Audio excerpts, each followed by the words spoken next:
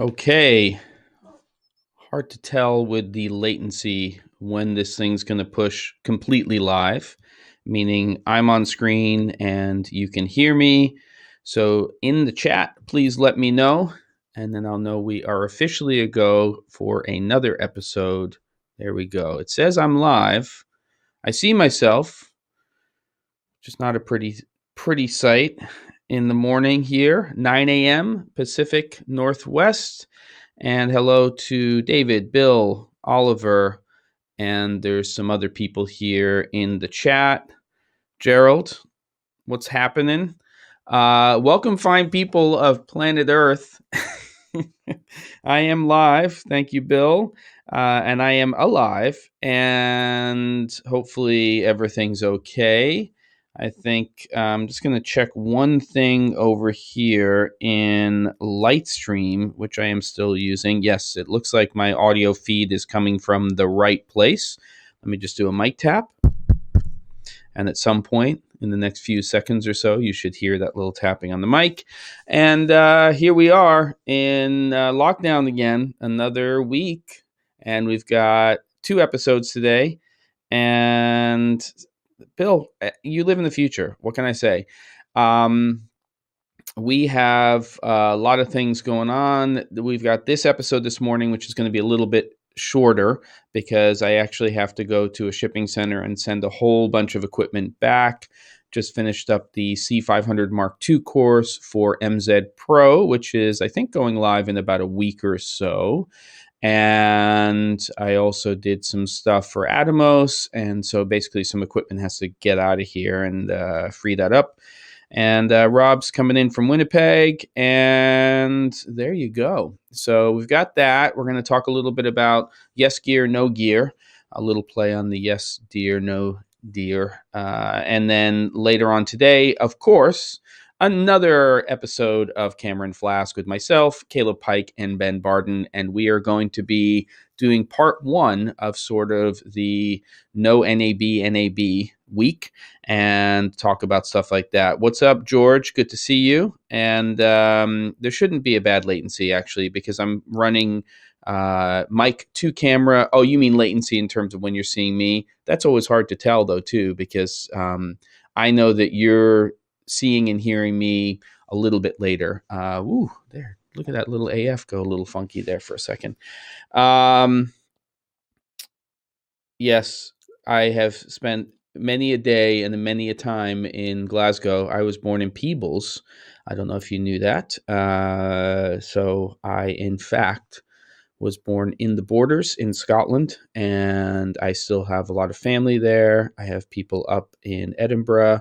I know people in Glasgow. I have a client in Glasgow, and love it there. So it's a great place. Great city, great people, and come on, Rob. That's ridiculous, Rob. A little shout out. Thank you very much for the super chat. I appreciate it. And if there's any questions you have, Rob, please let me know. Also, I have a calendar which you can go to, Calendly.com, the C47. And if you do have some questions that you want to take sort of offline and do in a Zoom chat, then you can sign up for a 15-minute free kind of just chat about stuff. You're figuring out equipment. You want to figure out how you're doing something in your studio. You have a general gear or production question, then just go to that link. You'll see the calendar, and there's just available time, so you can just block a 15-minute amount of time. The important thing is to give me information about what you want to talk about so that we don't waste time in that conversation. And Rob, please take advantage of that if you'd like to. I'd love to have a chat about stuff if there's things that you need to go over or just want to have a chat about how you're trying to figure stuff out. Pat, how's it going? Used to holiday in Peebles as a kiddo. Yeah, it's a beautiful, so it's kind of picturesque in Peebles, you know, it's kind of postcardish. And I grew up about 15 minutes away from there. And again, still have lots of family there. All of my family and kids go back at least once every 2 years, and it is in my blood and a big part of my life.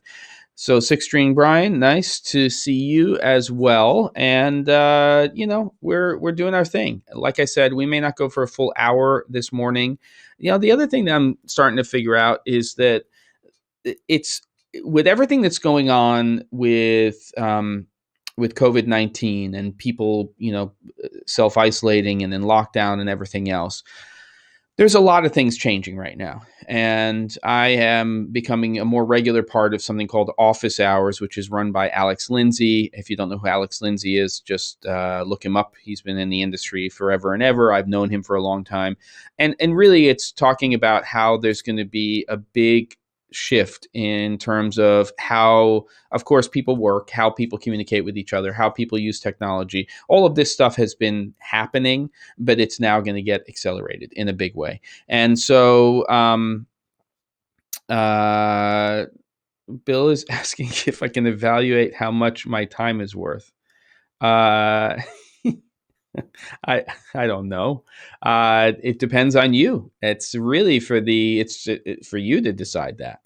And how much is your time worth? If you want to spend the time talking to me and you give me enough information about what we're going to talk about, it could be valuable. I do on that calendar, as you'll see, can do paid consulting as well for 30 minutes, 60 minutes, an hour and a half in blocks of 4 hours. And I do that for clients. So it has worth. I'm trying to make it reasonable. But, I have to try, even in these times, to buy groceries at least. Because I'll tell you, it's a cluster in this country in terms of trying to get loans and things like that. Okay, so just kind of going back to stuff. So there's kind of a big shift happening when it comes to how we use technology. And one of the things that I've realized, and I just wish I could get better bandwidth here, is that to a certain degree, this is great. And I enjoy it more because we have interaction. But that interaction is in the chat. But then when you start to scale and you start to do Zoom and you start to invite people in, it's an etiquette thing. And it's understanding how you can use that interaction more effectively. I mean, I have it set up right now where I have a teleprompter. And if I'm doing a Zoom call, GoToMeeting, WebEx meeting, Skype, I actually can look at the person that I'm speaking with. And so my eye line is correct. And it took a while to figure that out and, do all that kind of stuff. And so I just feel like I'm in this in-between stage where it totally makes sense for Camera and Flask, where we have 3 people who are sharing hosting duties, and we're kind of going around and we have the chat going and we're all moderating and that kind of interaction. I think that works. I think this can be more effective when there's other people involved. And again, it's a bandwidth issue because I can't host another 10 people and have the confidence that it's reliable. And while there are some security issues for sure with Zoom, it does seem like they are pretty consistent in terms of throttling bit rates and making sure that everybody stays connected. So it's really interesting. So, Bill, yeah, so there you go. So, yeah, I think it's really interesting to see that. And if you look at it's okay, Bill, I'll talk about that stuff in a second. If you look at what's going on in those office hours with Alex Lindsay, you can see the evolution in the last few weeks of how do you handle it. So basically, you'll get an invitation if you're part of it. And if you get in early enough, you can raise your hand and you can become a participant. So you basically become part of the panel. You're a panelist. Whether or not you speak in that panel is really up to you. You can raise your hand. You can add some extra information. Really, I think the panelists should be people who have at least the potential to add to the information that's being provided by Alex and being discussed by Alex, and also the questions that are coming in from people who are just viewing it, but also can ask Alex or whoever the host is questions that will move the conversation along. And I think that that's important. But it's interesting because he's definitely expanding now. So a friend, Chris Fenwick, is now sort of handling the duties of of how, and basically, doing a live switch of stuff and how that's handled. And then there's somebody else who's moderating. So it really does take a group of people to be able to scale these types of things. But I do feel that we're really starting to figure this out, and how it's filling a need right now, but I have a feeling that there's going to be a percentage of what's occurring that will carry on past what is happening right now, and will also become a new model. So there's lots of stuff, um, the lighting looks different but better. I don't know if it's better. I kind of sorted out my whole thing with my film simulation, and that might be helping. I've got less light hitting the back wall. I think that that's good, and it's an evolution. It's a tweak, Caleb, as you know. So going back to Bill's stuff, and then we'll get into gear, no gear, all that kind of stuff. And it's great that Caleb's in here too, because he did a great episode, which was his 10-year episode, where he kind of looked back and gave tips and tricks on stuff. You should check that out on his channel for sure. It's really interesting to see, sort of this evolution. But okay, now I'm going to get myself focused. I'm getting focused. Bill is asking, I meant not only in consulting, but also editing, filming, communicating with a client, etc., especially the last one. So, Bill, for me, when it comes to how much is my time worth, I do talk about this when I talk about creating proposals and budgets and stuff. For me, a proposal and a budget estimate on a project is a blueprint for whatever that production is going to be that I'm going to do. So while that time is valuable, it generally is non-billable time for me. Now, if I get the job, I have a great blueprint, and then I'm factoring into that proposal and that budget pre-production, and some of that time that I spent on that proposal is absolutely factored into that. So you do take a little bit of a chance knowing that you're not going to close every job, but then you also have spent enough time with your client figuring out what it is that you're actually going to be creating for them in terms of content. And then you're not only giving them more value for what they're spending, but you start a project having a very strong blueprint in terms of what you're going to do. And I would say that for me, that's a big deal in terms of any type of project that you're doing. If you're doing it internally yourself, it's that pre-production, it's that planning, it's creating the blueprint that's going to make all of the difference in the world. Everybody's different in terms of how they manage and they organize stuff. If I go out of focus or something, let me know. But really, it's actually a great question. I'm going to look at some of the other notes here, but it's a conversation that I'm starting to have with people in our industry, because here's the problem. We're going to come out of this thing and there's going to be some work. And a lot of us are going to really want to work, right? We're going to want to work. Everybody wants to do work. That is why we do what we do for a living. So my biggest concern right now, and if you go to LinkedIn and you look at my my channel or whatever you call it on LinkedIn, my profile under Jem Schofield, I have a new group which has to do with small to no crew production and things like that.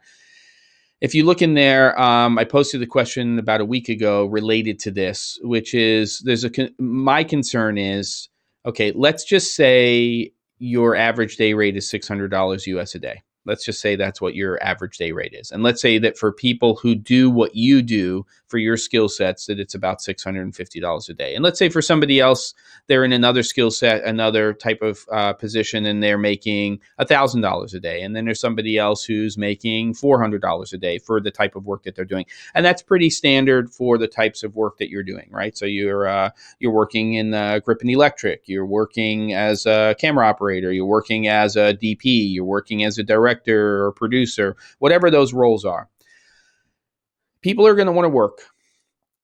People aren't making much or any money at all right now. And one of the risks that we potentially run into when it comes to coming out of this is, without question, there's going to be people who fall out of the industry. They're going to just say, I'm going to have to find something else to do in my life. Whether or not that's going to give you any more security than what we do for a living, I'm not sure, but they're going to do it.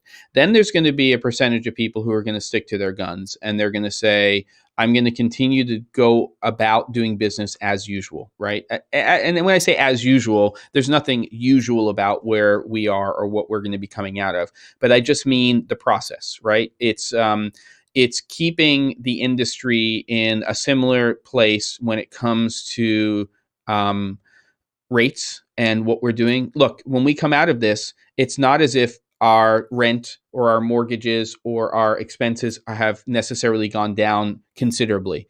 If anything, for most people, it's going to be worse because they've gone into debt, they've deferred payments, they've done all kinds of stuff, right? And I know I don't usually talk about the financial part of it. I'm not giving you financial advice. I'm just talking about the sort of reality of the situation. So when we are looking forward and we see the other third part of that equation, people dropping off, people staying in, holding to their, sticking to their guns in terms of what they're charging in their process. And then we have the third part, which are people who are going to be willing to do work for less. And they're just going to want to work. So they're going to do it, right? They're going to say, my normal day rate is $600 a day, and somebody offered me $300. It's a week, 2 weeks worth of work. I'll do it. So the good part is you're working. The good part is you're making a day rate. The bad part is we then change our industry. Client expectation changes. Once you charge less for a particular client or a segment of the market, it's very hard to go back to where rates were and things were before that. And the problem with that is, and I'll go back to it, our expenses haven't changed considerably. We may be in more debt and owe more money, and we're now making half or whatever that percentage is that's less than the normal day rate we were making before all of this. And we're going to bring the industry down because of that. And I don't know if it's unavoidable, to be honest with you. I just think it's worth making sure we discuss it. So Rob charges a premium if he thinks a client is going to be a pain in the ass. Yes, I mean, part of it is how much hand-holding do you have to do? And part of that is why I spend so much time in the proposal and budgeting phase, is to really kind of understand who that client is so that I can realize what it is that I'm going to be dealing with on the project. So it really depends. There you go. So let's see what else we got. Resume. A good moderator helps. Yeah, we talked about that. All right, so let's get into some other conversations. So the kind of the topic of today is yes gear, no gear. And by the way, in Camera and Flash later on, we're going to be talking about the announcements that have come out. A lot of that focus is obviously going to be on Canon for this week, but there are a couple of other things that have been announced that we'll start to talk about. And there's a good chance that that theme will carry through for 2 to 3 weeks, depending on how things roll out from different manufacturers. We have DJI coming up. We have Sony coming up. So I think we've got a couple of weeks worth of things to discuss. But with all of that, and I won't discuss the R5 or the C300 Mark III today in this, but we will during Camera and Flask. We're now starting to see that that whole thing that we knew was coming, which is that people are going to be announcing new products. Now, when are those products coming to market? Canon's announcement was a little bit cloudy. Definitely on the R5, it was cloudy. C300 Mark II, I don't know if we have the ship date. Firmware updates coming to cameras, some of them very important. Still don't have an actual date attached to it. So I think there's a lot of figuring out. And then the big question, and again, I just want to reiterate that this episode probably won't be as long just because of some stuff I have to get done between finishing this and also Camera and Flash later on at 3 p.m. Pacific. I'm just looking back at Caleb's comment, that cheerful gem face. Hey, I could be a serious guy. I could be a cheerful guy. it depends on the day and what's going on. I'm not usually in a bad mood. I'm just sometimes a little more focused, and sometimes I'm a little more lighthearted. Is that a thing? All right. So the thing right now is, are we, as owner operators, and our companies with quarterly or bi-quarterly or annual budgets going to invest in new gear in the next 12 months? And that's, I think, a big question mark. For sure, the big category that people are going to be discussing and talking about that is cameras, for sure, right? I mean, if you think about cameras and the investment there, there's a large percentage of people in corporate in-house production, organizations that have already made the step up to 4K cameras, right? So they can capture in that.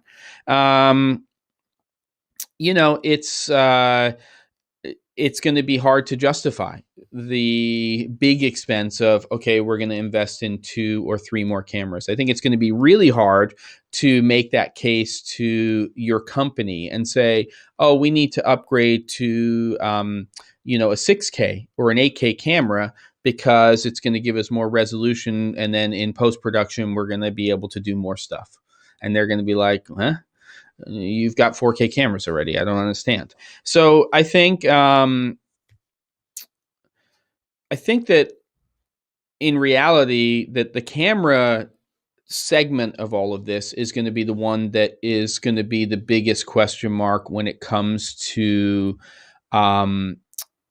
whether or not people are going to make that investment. And I think a lot of that is also going to have to do with your projected production and what you're going to do. So there's for sure going to be productions where they're going to make investments into cameras. They know there's a quantity of work. They know that they're the right system. They're going to get 2 C300 Mark IIIs because they know that camera with all of its features is going to be a fantastic documentary camera. And it has, or it's a great all-arounder and all that kind of stuff. What do I think would have happened if no new cameras and lenses came out in the last 2 years or for the next 2 years? I think we would just create content. We would be like, well, this is a byproduct of COVID-19, and we're going to use the tools that we have. And really, that's a good segue, Bill, because, for me, when I think about stuff and I think about everything that's going on right now, I'm for sure a gearhead. But the reality is that, it's the other tools and getting good at using those tools that are going to make the difference between the quality of your production and not, right? It's really not that important.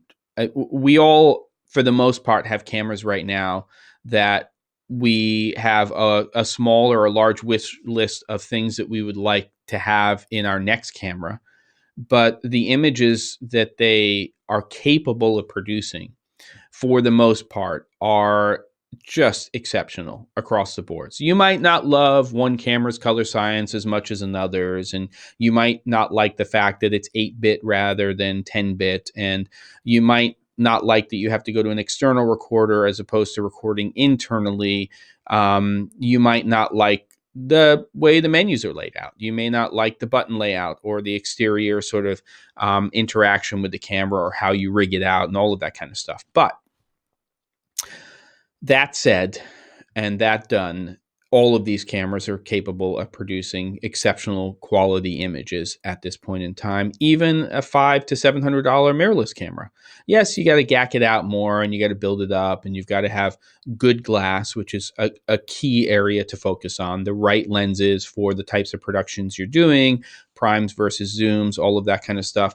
But it's all of the other stuff, the lighting equipment, the lighting control equipment, the audio equipment, those are the things that are going to make the big differences in terms of the quality of your production, beyond storytelling, beyond being able to create good content that relates to the brand or the marketing message that company has for their clients.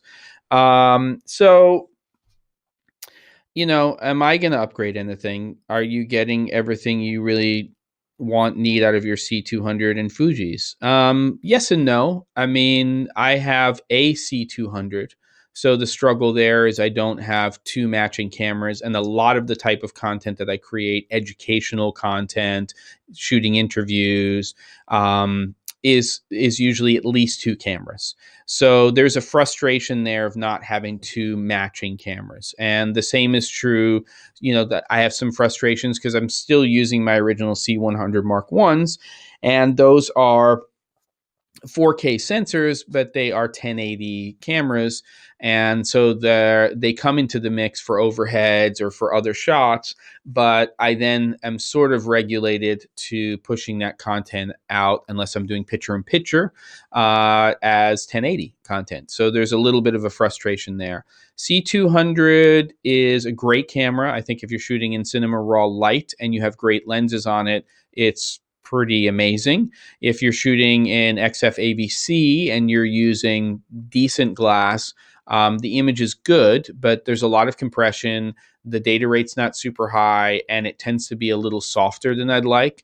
Love the images that I'm getting out of the Fuji cameras. And, for me, the big purchase is probably going to be an X-T4 because I'm using these Fuji cameras a lot more than I was even when I first got the X-T3. There are some frustrations with it, and I wish they had better zoom lenses that were native to the cameras, not in terms of quality of picture, but in terms of using them in video applications. I tend to lean on prime fixed focal length lenses when I'm using Fujifilm cameras as opposed to zooms.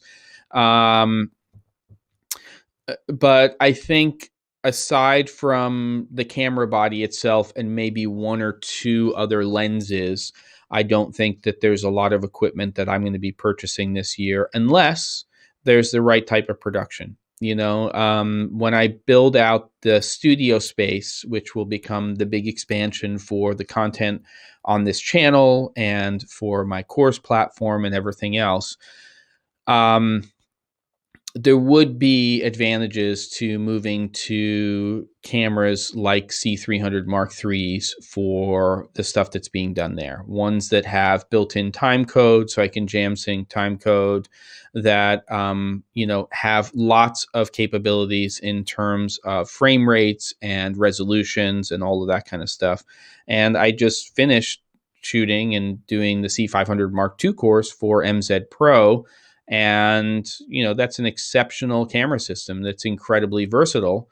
And so will be the C300 Mark III, and so is the FX9, and so is the Ursa Mini Pro 4.6K, G2, and so is the EVA, 1. Hopefully the EVA 2 is coming at some point. And so is the C200 and all of these cameras. They're all good. They're all great. S1H, amazing. You're going to get RAW soon with the S1H. It's ProRes RAW, but it's RAW, and that's exciting. So yeah, I just got my used C200 and watched 2 of your Canon courses. Good stuff. I have an EOS R that might be a good match for it. Definitely a lot of people using the EOS R with the C200. And I don't know if he's posted it, but John Romer, who's a DP based on the East Coast, who I've worked with a lot, does use that. And I think he may have posted an article or 2 on his website. So you can look that up.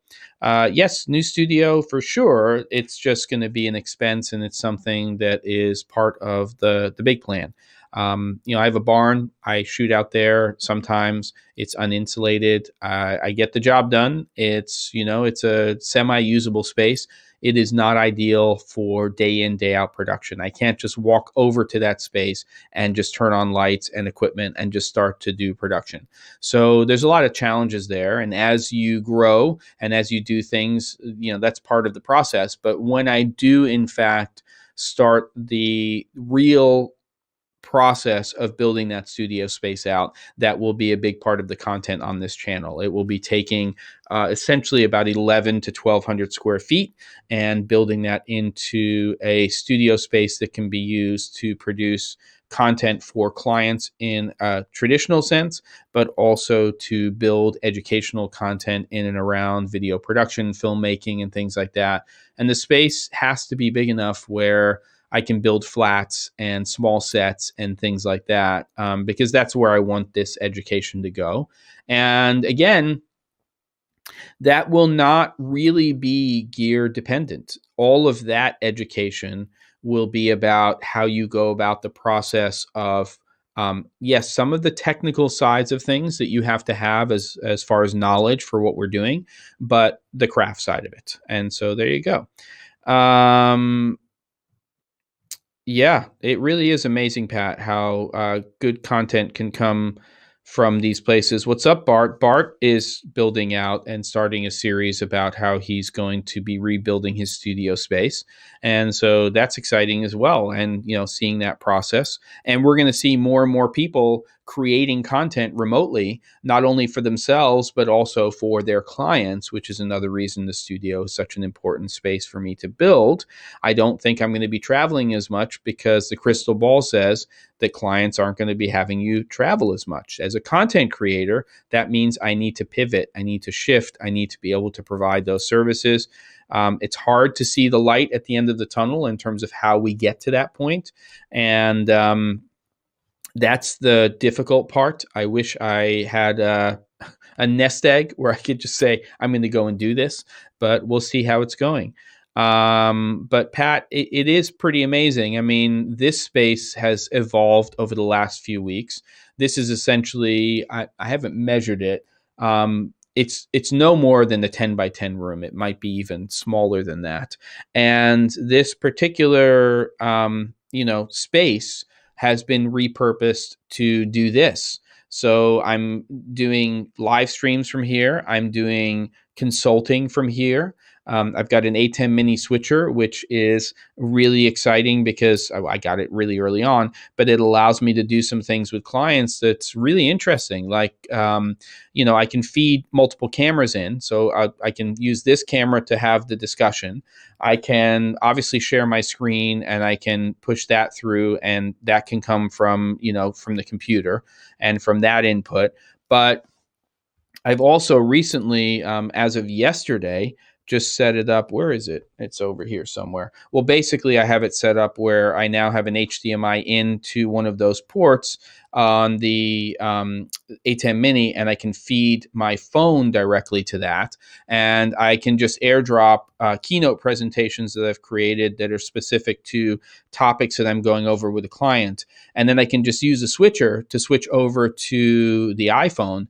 I can also use Filmic Pro and use that in landscape mode, so I can show people things within a space or what I'm doing. So the phone becomes not only a camera, but it becomes something that I can use to push content to there.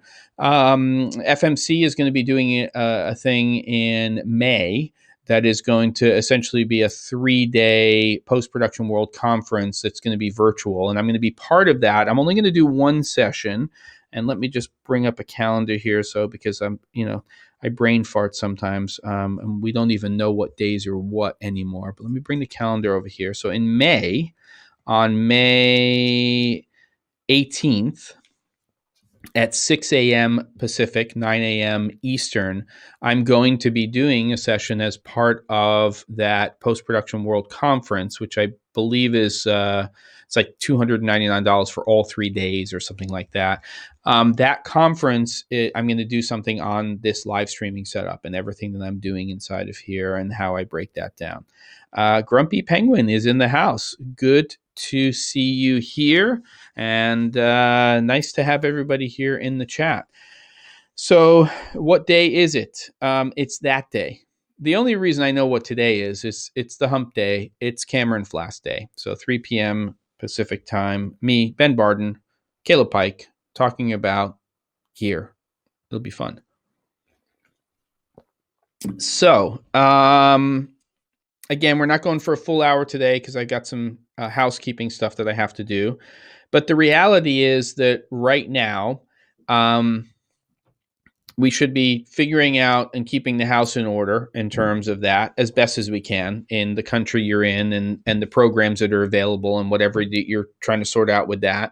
But we should also really be, taking the time to think about where do we want to be when we start to transition out of all of this, right? And we know that there's a new normal. We know that not everything is going to be exactly the same when it comes to how this all plays out. At the same time, it's really important for you to be productive. It's really important for you to keep your morale high. It's really important for you to be working towards what it is that you want to be doing when you come out of this. That decision may be that you stop doing what you've been doing. It may be that you transition into other services and things like that. But if you're a content creator, you need to be thinking about this. You need to be thinking about how you facilitate a client being able to do this. And that means that when we talk about yes gear, no gear, it's yes gear, but it's the right gear for what's necessary for you to be able to provide services to your clients, but also help your clients provide their products or services to their target audience. And that may mean that you have to help them increase their capabilities as far as how they're going to reach out to and communicate with those audiences. And that's really important. So get your shit together and start to learn something about live streaming and start to learn about how you put these pieces together. I can't tell you how many conversations I'm having with people on this scale, not at the Alex Lindsay scale, but on this scale about how you can facilitate and set people up to do this type of stuff. And it's not just individuals, it's companies, right? If they've got bandwidth, then there's a few ingredients they need to put into place. There's some things that they need to do, but it's all achievable. And the quality of picture, the quality of sound, except for people moving around in your house and dealing with that. Trust me, I'm looking at even more sound insulation options, and I'm definitely looking at them for the barn when that gets built out, because that's always a concern when you are doing production. Holy, speak about sound. See how that, like, almost on cue. It's March 68th for sure, Shiznuts. No question about that. That's my favorite time. Apparently the memo about me doing a live stream didn't go through. So I'm going to say doing a live stream. Please keep it down. This is the reality that we live in right now. Yeah, you did pick a good time to get back into live streaming, Bart. It's, this is all process here, but if you're a content creator, you've got to do it. There is definitely a dance party going on upstairs. It's called school. It's the things that go on in this house with these kids when it comes to this transition is just kind of crazy. We're talking about goodness knows how many Zoom calls, different classes, different schedules. My oldest is in university. She has two 2-hour dance classes every week, and they happen right on the other side of that door. And so we have some communication that we have to go over and figure things out. And the last 15 minutes of one of those dance classes is the first 15 minutes of Cameron Flask every week. So it's always a fun time on a Wednesday here. Yeah. So, it's all this technology is going to get better. It is kind of fun in the growing pains phase to see the challenges that we're having. And if you've ever been to Cameron Flask and our live stream on Wednesday, you know about some of those challenges. And it's like a ghost in the machine. It's a gremlin. Most of the time, we don't know where that problem is coming from. I think that will become more reliable as time goes on. If you want to throw a lot of money at this space, you can get very reliable.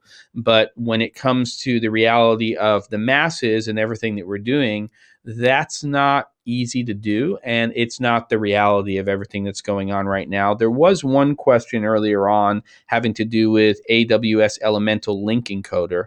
And yeah, I don't know much about it, to be honest with you, Six String Brian, but I know that it's the one. It's the Neo, if we're talking about the Matrix, and it's the one that is that everybody's going to be talking about. So about $1,000 US, and you start to think about things like A10 Mini Pros, and you just put a large sensor camera, a teleprompter, and a few other things. And quite honestly, we're not talking about zero money, but as long as you've got bandwidth, we're talking about not a tremendous investment to be able to do some pretty phenomenal things. And the A10 Mini, A10 Mini Pro, 4-channel switcher, and that puts in a lot of power into what you can do. So it's exciting. It really is. And I think that one of the interesting things is that so many of us have been on this path of creating content that is so much about, yes, corporate communication for a lot of us. We're not all making movies, sorry, or television shows, but we are trying to do things in terms of the images that we're creating to make those images have selective focus, deep depth of field, shallow depth of field. We work on our lighting and shaping our lighting, and we try to get better at audio, even though that's, for me, it's like it's insurmountable, and I'm always learning, and I'm never really great at it, and it's something that I'd like to get better at.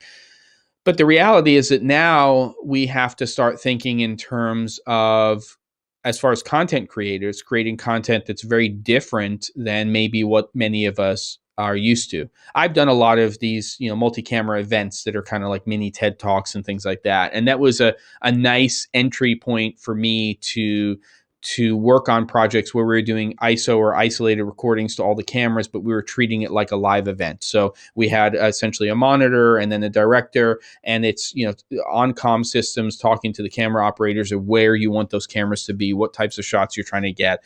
And I think that will help me. I did a course for LinkedIn Learning, which basically covers that type of production. It'll help me in this sort of transition, because we have to think more in terms of some of those things where we're feeding multiple cameras into a switcher, and how we switch between those cameras, and we deal with those logistics. There's, of course, the client side of it, right? Prepping them, teleprompters, confidence monitors, countdown clocks, and all of these things that are really key ingredients to be able to pull those things off effectively. And then it's also the transition of it not just being, oh, we're going to throw some cameras into a space that used to have 50,000 people in it, and we're going to put them in the same exact places, and we're going to basically just shoot that in an empty stadium or convention center or black box theater or whatever it's going to be. This experience has to evolve. The interaction part of it is the important part, and I don't think we necessarily get that right now when it comes to just having a traditional chat. It works, again, when we're doing camera and flask and we have 3 people and we have that energy and that conversation, and you are all talking in the chat with each other and helping each other out. But if you go to Alex's office hours and you see how that experience is, with multi-up of panelists and with other people viewing, and where you're pushing that content, I think that this is a little bit of a peek inside of where we're going to see things go. And then on the back end of that, I'm also, from a production standpoint, really thinking about those things as well, which is, talk about stumbling over my words. What I'm really talking about is that educationally, if I want to teach somebody something, I was asked as part of this post-production world conference to take my 2-day workshop at NAB in Vegas and try to create a 1-day version of that. And I said, at this point, I'm not ready, and I don't think we're ready to be able to do that effectively yet.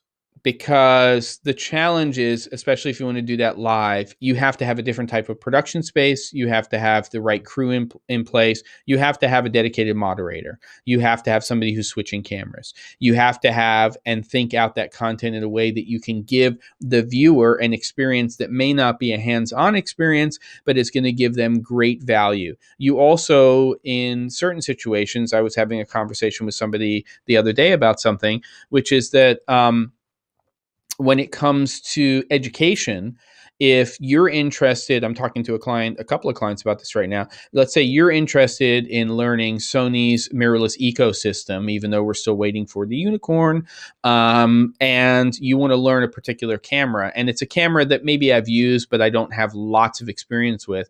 Well, it makes a lot of sense for you to basically be deployed, or for you to rent a camera like that. If there's multiple people in that training session, they deploy, a dozen cameras, and then the instructor has that camera, and you can take people through that education. So one of the things I'm looking at right now is with lens rentals, is actually that type of system. So you are interested in getting education on a particular piece of gear, and then what happens is you get a reduced rate rental on that, and then as part of my arrangement with lens rentals, they will ship me that duplicate piece of gear, and that's part of the whole deal. It's all part of it together. So it's not just figuring out this stuff, it's thinking about the evolution of how we use this technology in order to create a better experience for the end user, for the student, for the person taking in, and the consumer of that content. And so it's a lot of stuff to think about, but trust me, I'm thinking about it all the time, and there's a lot of other content creators thinking about it. And this is the time where we're going to make a lot of mistakes, but we're also going to push all of this forward, because ultimately we are changing, and we are going to change vast amounts of content, but it's been very much, for the most part, a one-way flow. It's been an in to us. And now it's going to be, yes, we've got a chat here, but now it's going to be a lot more of this. And this is going to have to evolve, because it's not necessarily going to work exactly the way it's being done right now for people. So it's going to be really interesting. Okay, so David's still waiting for A10 Mini back in stock. Yep, I know. It's tricky. Shiznuts had a couple of chances. One found in the store. You didn't get it, though. Poof, you should have gotten it. Wait. You didn't get it, Shiznuts? I don't know. You're selling a couple items. Might be a good investment to get an A10 Mini right now. And that may be something that you can offer to people. And that's good. Yeah, the thing with lens rentals is going to be great. I think it's going to allow other people and myself to be able to create more effective education. It's like in 19 when SARS-CoV hit the streets, and they were like, this could go south. Let's forget about the mini regular. Let's make some adjustments and go pro. Yeah. There's a lot of things evolving here.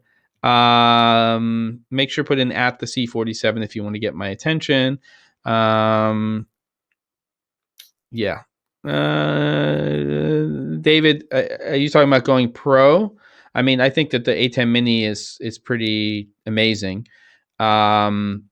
The Pro, has the ability to record, and flash drive, USB stick, and that is, oh, you got it, Shiznuts, awesome, great, perfect.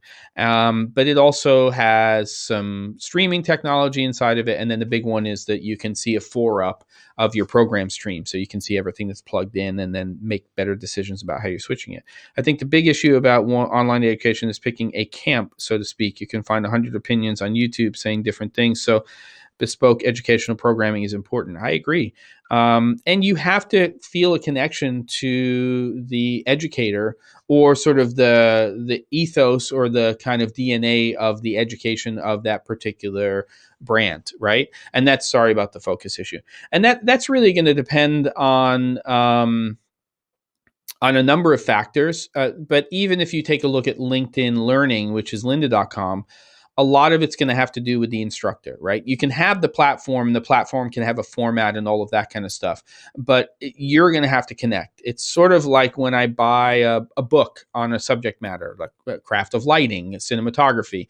What I generally do is I'll sit there and I'll read the first 2, 3, 4 pages. If I can have access to the book, I'll scan through it if I'm in the bookstore, and I'll read a little bit from the beginning, jump through. I want to see some visuals, and then I'll decide if I'm jiving with that author, with that that voice that's there. And I think that that's also really important. Like, I'm not necessarily the right person to be the educator for everybody out there. It's, I might rub people the wrong way in terms of the way I am or the way I come across. And then for other people, I might be a perfect fit in terms of helping them sort things out and, become better at using their tools and what they're doing.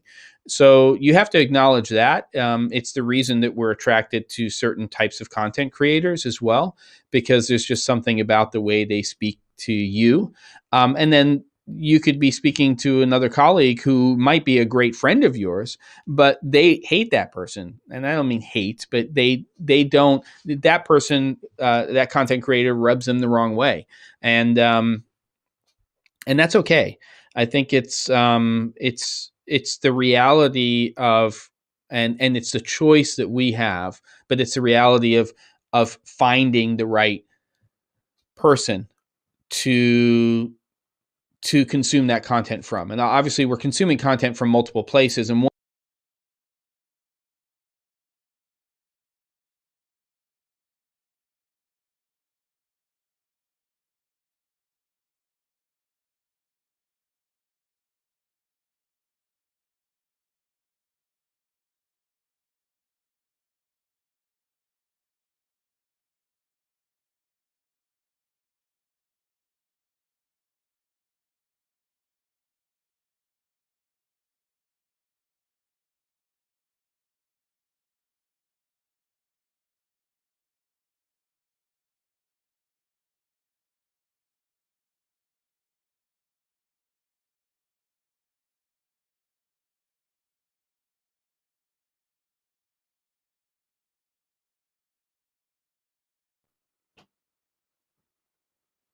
okay, let's see.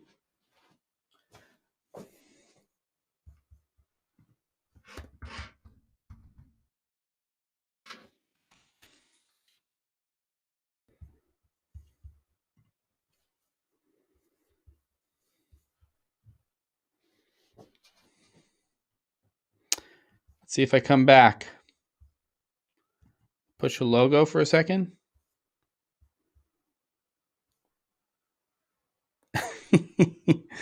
Are we there? Hold on. Okay, there we go. You want to know where I went, kiddos? So here's the deal. We all learn in production. So last night I realized that the X-T4's battery had been depleted. I only have one from this pre-production model that I have. And I'm powering my X-T3 over USB-C.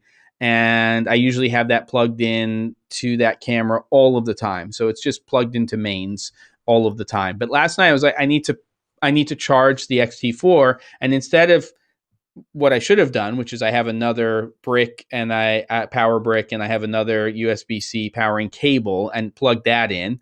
I was lazy and I just took the one out of the X-T3. So hence, we used all of that battery power on the X-T3, and I had to walk over, unplug it from the X-T4, put in the X-T3, camera came back up, and here we are again. So there you go.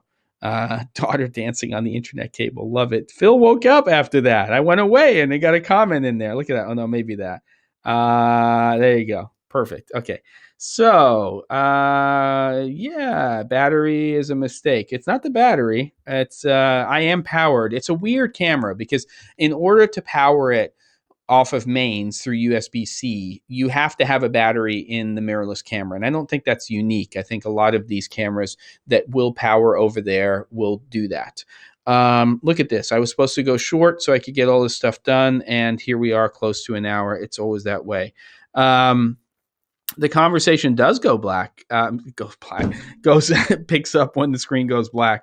It's true. And there you go. And he's back. I'm back. Time to get the D-Tap to X-T3 battery adapter. I got it, man. I got it for the small HD focus monitor, and I use that, which is not a D-tap, but it's a dummy battery to that, and I run off of Sony NPF style batteries. But really, in this studio space, I am actually just plugged into mains, and it was just that brain fart of not plugging that back in this morning. I was packing up all this equipment, ran back, and as you can see, I didn't even care about what I was wearing. I just kind of started up the live stream. Should I care at this point? I don't know. I see focus issues going on. Should I care about those? Yeah, I probably should. I should probably just press record on that X-T3 so those go away, because it's a lot happier when it's recording. Hold on. I'm going to go out of focus again, but I'm kind of sick of seeing myself go in this. So that should probably solve the problem. Also heard Peter Gregg said that you can hook up most Canon cameras with USB-C. You can, for sure, and it will show as a webcam which feed you can use. I got to try that with my G7X Mark III. Yeah, I don't know, Shiznuts, if it works with all cameras, and I don't know if you need anything else when it comes to the rest of the formula. The way to test that if you're Mac-based is plug your camera in through USB-C and then fire up QuickTime Player and then do a new movie recording. And if you see a feed coming in there, you're good to go with everything that you're doing. Do you know how I can power my EOS R from a wall socket? To my knowledge, and I may be totally wrong about this, David, which I probably am, it's similar to the X-T3 where you can power it over USB. So I think you can just take a power brick. The X-T4 comes with a power brick and a USB-C cable, which is entirely too short to get to your camera. So I have purchased longer versions of those cables, 6 and 10-foot cables. The problem with USB-C is it's a connector type, but it can have different protocols. So you can have Thunderbolt USB-C cables. You can have USB-C cables that carry video signal. You can have ones that are for powering. It's a cluster when it comes to USB-C. I still have not worked it all out in terms of everything. So, yeah, that was my virtual background. It was black. That's what I did. And for some reason, you also lost audio. So it's kind of like you get a 2-in-1 when it comes to that, if I'm tracking with you, Phil. All right, fine people of the interwebs. We're going to wrap this up. If you've got a burning question that you'd like to ask, please let me know. I would suggest checking out last week's first episode of my new series, Conversations. I don't know how often I'm going to get to do that, and I'm hoping to do it with a couple of other people in the near future. Not a weekly thing when it comes to the channel, but this conversation I had with Matt Porwall, it has some timestamps in it in the description. I think that it is really insightful. Matt and I have actually talked about, because of the chat feedback, doing a follow-up part 2 to that conversation, which really focuses on the business side of documentary filmmaking, which I think would be fascinating. Yes. Photo Joseph doing some stuff. Timer countdown. Fancy things. You know, I need a countdown that has some music and stuff like that, because that helps, and I think it's good. David got the battery grip. It plugs into the wall to charge it, but it wants power. But it won't. Poop. Oh, that sucks. Okay. Yes, you're right. Nobody loves Christmas more than Peter Gregg. George will be back later. Thanks for being here, everybody. It's a beautiful thing. Just stay safe out there, and get your leaded or unleaded drinks ready for 3 p.m. Pacific, 6 p.m. Eastern, or whatever that time is for you, time on this fine Wednesday. And I'll see everybody at Cameron Flask. I've got to go over here to Lightstream, and I'm going to push a logo. As soon as I see the logo, then I'm going to end the stream. It's been beautiful. Thank you, everybody, for coming. We've got Ben hosting today, and it will be our first not NAB, or not quite NAB show. We'll be talking about the R5. We'll be talking about C300 Mark III and some other announcements that you'll find up on News Shooter and Cinema 5D. Thanks, everybody. Talk to you soon.